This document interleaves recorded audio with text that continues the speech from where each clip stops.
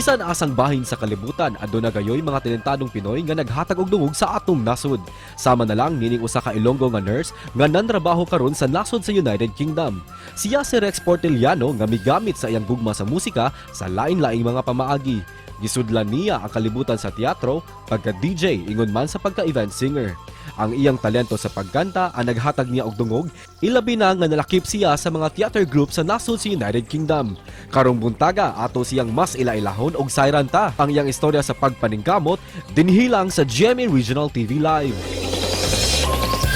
Atong ililahon karong buntaga mga kapuso, garbo sa Iloilo, nurse ni siya karon nga nagbase sa United Kingdom og singer og DJ usab Rex Portiliano. Mayong buntag ug maupay na aga Sir Rex. Welcome sa GMA Regional TV Live. Paki-greet sa atong mga kapuso this morning, sir. Mayong buntag kaninyong tanan. I'm Rex Portiliano. I'm from Iloilo. I could understand a little bit of Cebuano o Bisaya and other dialects. So, mayong buntag kaninyong tanan. Sir Rex, damo nga salamat sa pagdawat sa among imbitasyon. Pag-usapan natin this morning, sir, pag-international gyud ang imong talent sa theater, acting. Kinsa ang nahimo nimong inspiration niini, sir? Sang gamay pa ako, not gamay but then when I was at school, mga high school ako siguro. It was basically Leia Salonga ang nag-inspire gid sa akon. Na para nga para magusto ang ang mag-perform sa musical. I have there's no way nga ma-show mo dyan ang imong talento sa Pilipinas kay wala man avenue, wala man places nga pwede mo ma-explore imong talent in theater acting. Do you still remember, Sir Rex, your first ever role na ginampanan nimo sa theater? O how was your experience that time? O how has it changed your life? Just me, you. Ang kulba, kulang noy. Dong. I was so scared on my first role that was given to me. I auditioned for it. Nag-audition ako para nga makakuha ko ng role. Pero I have to speak in such a language 200 years ago. Kaya ang role nga gina-require sa akon are the role nga was the role nga kinanglan ko maging British accent. So I had to practice for 6 months constantly. Sir Rex, we learned na isa kang ICU nurse dyan sa UK, sir.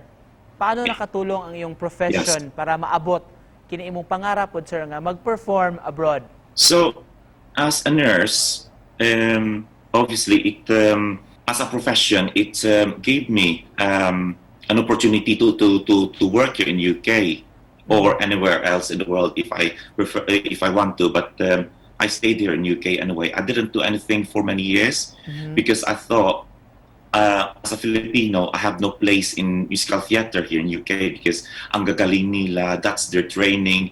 That's their training since they were child. They have lots of venues to perform their acting and singing skills. Sa atin sa Pilipinas, wala. However, I decided at one point, about 7 years ago, that I'm gonna audition anyway and see how it goes.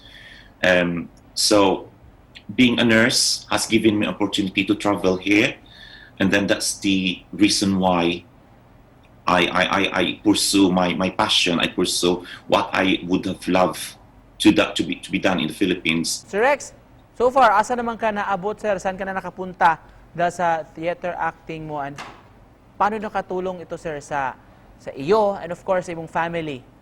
So, basically, as a theater actor, my group, the people that I perform with and other groups are confined here in Midlands. So when I say Midlands, it's middle part of England.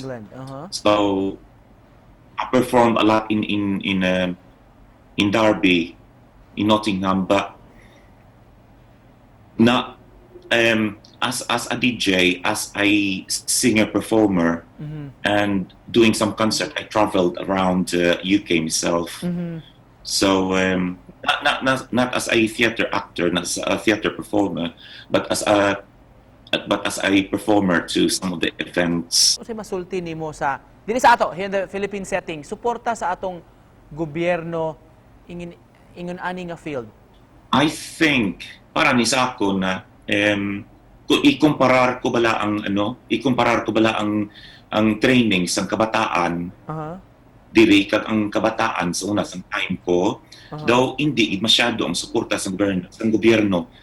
Do hindi masyado gid ang suporta sa mga school sa mga kabataan nga nag-aspire to become one of the stage performers or even singers. We rely mostly, kung sa Pilipinas, we rely mostly on the innate nature, the innate talent of the kids, of young people, of the family. Pero when it comes to support, I understand nga siyempre ang priorities ng gobyerno man hindi man niya ang theater performing ang mga music and everything.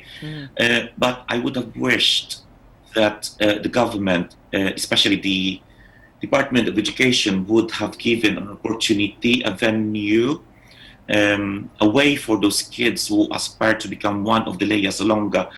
Sir Rex, pabuenas lang this morning para makadungog mi sa imong manindot kay nga tingog, sir. Pwede mga og sample, few lines lang. There's a place for us, somewhere a place for us, peace and quiet and open air, wait for us somewhere. There you go. Wow, thank you so much for that, Sir Rex. And to close this conversation, mensahe nimo, sir, nga gusto ipaabot sa atong mga viewers karon diri sa Visayas, atong mga kapuso this morning. So sa mga kapuso dyan sa Bisaya, thank you very much. Madamo nga salamat sa pag-imbitar nyo sa akin to be part of this show, ha? And I hope everyone is enjoying the summer at the moment. I know nga naagyan kita dyan sa bagyo sa Bisaya, and I hope everyone recovered and got back on their feet and got better. I'm really sad to hear some people that was affected, but hopefully everyone recovered. And I might see you soon. I might go home in a few months' time, towards December time. So I hope I'm gonna see some of you soon. So madamo yung salamat sa inyong tanan. Thank you so much for joining us this morning, sir, and pag-share sa imong talent sa atong mga kapuso. Gikan sa United Kingdom, nurse, theater actor, performer, singer ug DJ Rex Portilano. Salamat, sir. Thank you so much.